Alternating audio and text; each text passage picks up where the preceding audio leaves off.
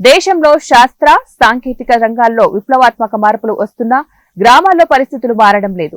Technology base చేసుకుని అంతరిక్షంలోకి మానవుడు వెళ్లి వస్తున్నా జనం మూఢనమ్మకాలను వీడనాడటం లేదు. తాజాగా జయశంకర్ భూపాలపల్లి జిల్లా చింతకాని గ్రామంలో క్షుద్ర పూజలు చేస్తున్న సంఘటన కలకలం రేపింది.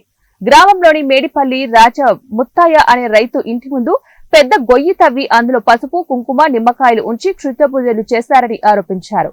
దీంతో గ్రామస్తులు భయాందోళనకు గురవుతున్నారు. మరుసటి రోజు బాధితులు భయంతో పోలీస్ స్టేషన్ లో పిటిషన్ ఇచ్చారు. మాది చింతకాని అయితే ఇప్పుడు 4 సంవత్సరాల కాడ నుంచి ఇట్లనే అవుతుంది. నాకు మంచిగా లేకపోతే నా కొడుకు మంచిగా ఉంటలేదు, నా కొడుకు మంచిగా ఉంటే నా బిడ్డ మంచిగా ఉంటలేదు, నా భర్త మంచిగా ఉంటలేడు. ఇప్పుడు 4-5 సంవత్సరాల కాడ నుంచి నిన్న ఆదివారం అని నేను మా సిట్టి దగ్గర పోయినా, అక్కడికి అసన్పర్తి పోయినా. పోయేసరికి చీకటి అయింది.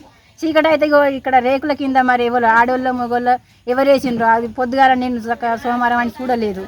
చూడకపోతే మా అత్త 4 గంటలకు ఆకిలి ఉడుతుంటే అది బయటికి ఇట్లా ఊడుతుంటే చీపురు నూతో ఊడుతుంటే బయటికి వెళ్ళింది.